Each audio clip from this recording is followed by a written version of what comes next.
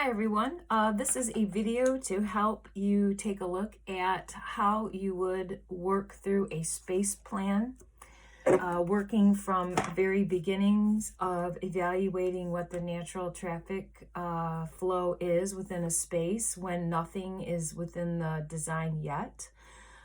So the client wants us to lay out the room to protect whatever particular room it is, but when we look at it, obviously there's doors here where we need to be walking through. And if nothing is in the way, we're basically going to take the fastest route possible. All right. Additionally, I'm just going to grab a little marker here to make sure I can do lots of fun colors if we need it. So we assess the natural traffic, and that's the first thing, right? So we formally make sure that I'm going to pull this out, that we draft the floor plan, so that everything to scale is the correct size, and we can make sure that everything fits. We have to identify what a scale is, and in this case we're using quarter, and that way we can lay out the room. And if we were to lay that out, I can see 12 doesn't make it, so I would have it laid out to the directions here of the width and the length of the room, and allowing for your door openings. Okay, so we would set that in place. You can watch another video about how to use the architectural scale, but just wanted to kind of show how you would lay it in within the confines of the walls. We'll stick to space planning for today. All right. So within the space plan, then, again, we took the idea, drafted it up formally with a drafting board. This white surface here is my drafting board. And I begin with this. And then what I did was this is actually a copy of the drawing. I would have originally done it on a sheet of vellum, drawn it up, and then made a copy. And this is the best way so that we're not spending extra time drawing. You can take a copy of that and have it so that you can identify what your traffic pattern is. And this is good for any designer to do because it gives them a chance to make sure that you're thinking about how that pattern would be and how that may change if I put an object in the way, such as furniture. All right. So assess the natural traffic pattern. And in doing so, one of the best ways that I can space plan is to simply take some type of translucent paper in which we can put in the information that we're thinking just to a general size. So for instance, this bed's 5 by 7. This one, I guess I'll do a little bit of the measuring of it. But here, if I were to take this bench seat and lay my architectural scale there, I can see that I have from end to end, we have 3 foot 6 inches. So in making this plan, you can identify what could fit within the room and then go find the pieces is really typically the best way. Sometimes a client may have a piece that you have to use, but in this case, we're aiming for a typical size bed. This one being, I believe, the queen size bed. And then here with nightstands and how might you want to do that. Looks like I need to add another one in there. What shapes do we want? Play around with that. And then also consider what you have for your natural traffic. You can use something that's called like a French curve if you want. You could do it just in a simple technique of freehand, but we're thinking about moving through the space and do we have enough room? And in this case, we have from the corner of the bed to the corner of this armoire, we have just right around 4 feet. So this is a good start. Now, in working through that, you can see that a copy was one of that original to show the directed floor plan. I'm going to keep that natural traffic pattern there for now. Now, in looking at the furniture plan, something that's particularly good to do, again, is just work off of copies. So in this case, what I did was I took a copy of it. This one happened to be one that I laid over and traced over. This one I started to get a little bit more formal, but I still did all this freehand. This is fine in the rough stage, so we can still consider this like a rough floor plan,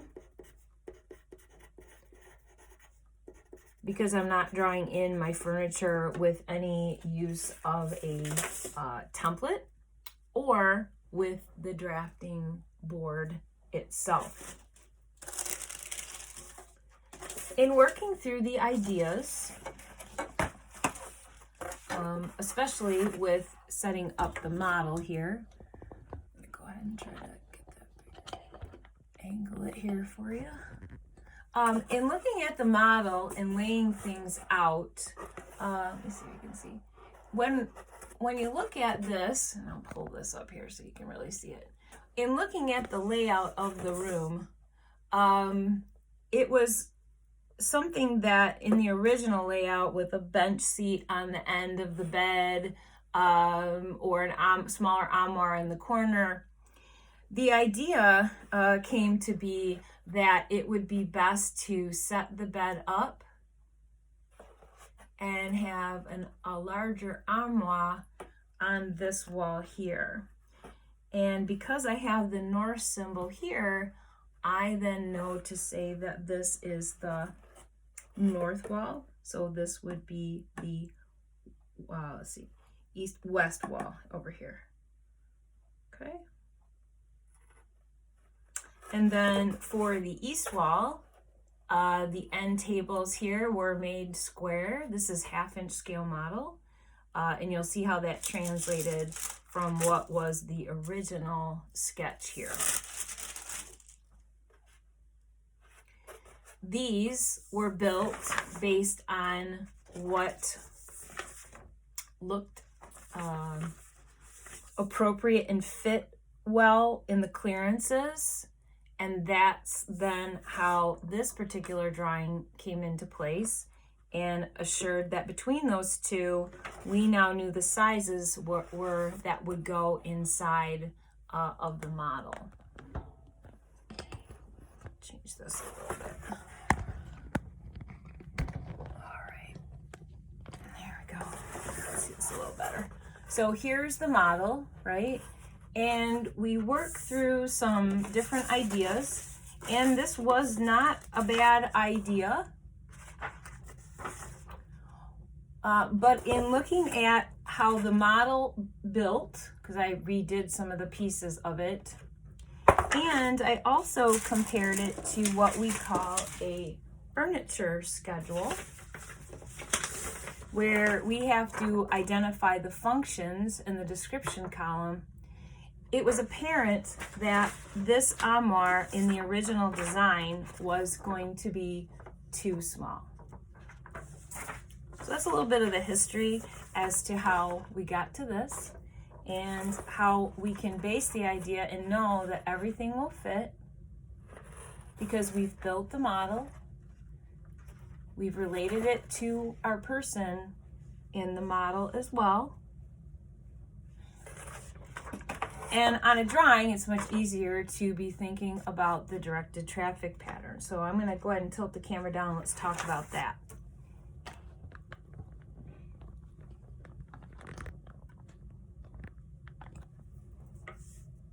Okay, so we started with our natural, but now this is where I was going to get clever with some of the colors for our drawing here. What we got, red. Awesome. All right. So when we take a look at this, we know that from the natural traffic pattern, we move from door to door, maybe over to the window view as well. But the main circulation would be through those doors. Moving from the south entrance into, we imagine like the tip of this marker is the person walking through the space. So if I'm coming through here and I'm going to do something like this and I'm going to go through, here's where I need to go in through the door. We know that this door was the 5 feet wide. So 1, 2, 3, 4, and 5.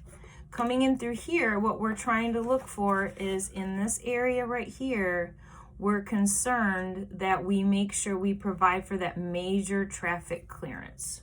And when we talk about that major traffic clearance. It means that the amount of space we need to move through the space, all right? So that would be considered a major traffic. And for my floor plan to be effective and can follow design standards, I would need 3 foot, 0 inches of width to move through. So let's see what we've got with that. Okay. So I've got 0, 1, 2, 3, and 4. If I turn it in the tightest part, it looks like I have 3 foot, about 8 inches. Now this is very rough. You can see how this line does a bit of a curve. It's nothing that we've drafted yet, but overall we just try to keep it as straight as we can. And we've got plenty of room here because we have 3 feet, like 7 or 8 inches, and we really just need the 36 inches or the 3 feet. So we're good. And the idea, and it's not drawn in the symbol, you don't have to draw in the symbol. If you wanted to draw it in the symbol, you could do something like that to remind yourself, where you do the way it would be opening. This one here you do as a solid because that's a definite structural piece, but this one sometimes people do it for like a pull-out bed, things like that. So they do along those lines. Okay, so this is one way to remember that the person could stand here, they could open the doors, we have enough room going through here, and we've got nightstands to store things, right? And we'll see how the design goes from there. The other detail then to consider before we start formally drafting up our floor plan, because the main idea of this video is to show you how to transfer your rough floor plan into a finalized drawing. We would also want to make sure that we have the client's name and what the room is. And so this one was a guest bedroom. I'm just going to simply hand write it for right now. This is a good technique because then I'll remember what I have to write, and it's kind of good because we can see what we need to fit. Okay. All right, now we've labeled what sizes it's going to be, and that makes it particularly helpful when we get to this furniture schedule. All right, so just like we did on the drawing, we have the Muskell is the client's last name. This is a guest bedroom. And the best place, again, for flexibility and quickness of the technique would be to just hand write out the information. Designers typically have tables for client profiles, things like this, where you can write out the information. But of course, we want to formally document it by typing it so that it appears professional. The designer, I'll just put the first initial, the last name, and designs. Now I may have an actual company name, but for our purposes for school, I'd like you to put your first initial, your last name, and the word designs, and that way it's very clear whose student project it is in case your name isn't in other locations.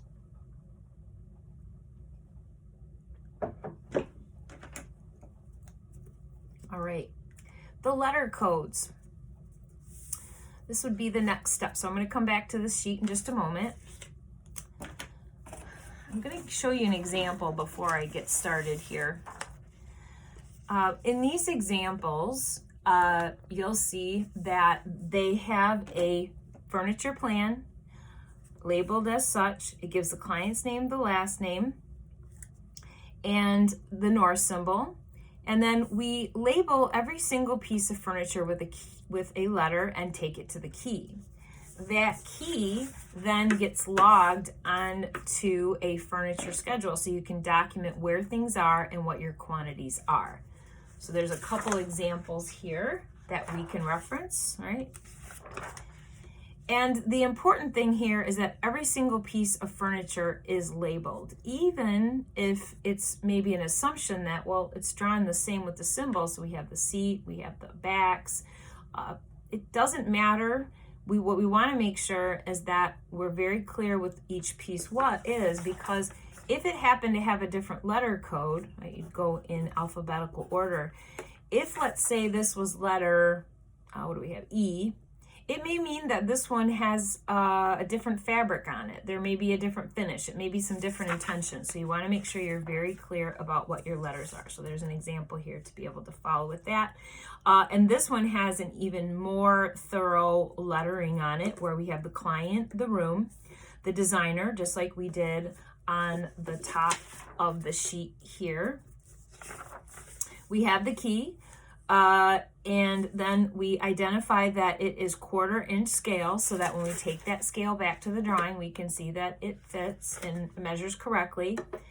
And then the furniture plan. So we're identifying the type of drawing, and that's what we're trying to create right now. So this was the rough floor plan. I'll just equate it to what we're doing here. So maybe what we'll do is I'll bring that down, which fits better anyway. We were running out of room.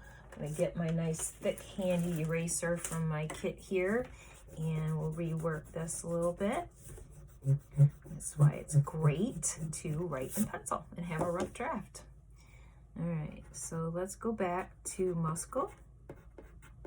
And in this case, we have a guest bedroom. So you always want to identify who's the client, what's the room you're designing, and it may not fit within the room itself. And so that's why this label down here is good. You don't have to necessarily put it right in the room. Unless you have an overall floor plan, then you insert your room name in there.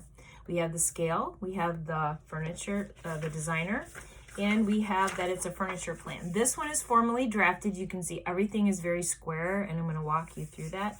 But that's the idea of how that would work, and some examples that you can use.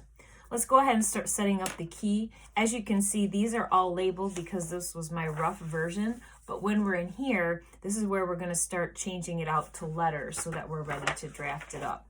Let's go ahead and make a key. And I'm going to label it just like in the drawing. This, again, with the key, is going to be the place that I get started. I may have already assigned it if I did my furniture schedule already. I typically start with the key on the drawing first. We'll go ahead and I'm going to put the letters in place, and I'm going to go ahead and start to make a plan where I put my letters about the same size. When you do this, you'll want to do your guidelines. So you can see in this one, there's a little bit of a line there. You would want to do the guidelines there. And then what we'll do is letter C. If you can fit it in, that great. If not, you could do a line like that where you pull it off the drawing. But it looks like we have an A, a B, and a C. A is going to be an armoire. And you just have this all ready to go. Doesn't matter if you do it in red like I'm doing it. I'm just trying to make sure you can see.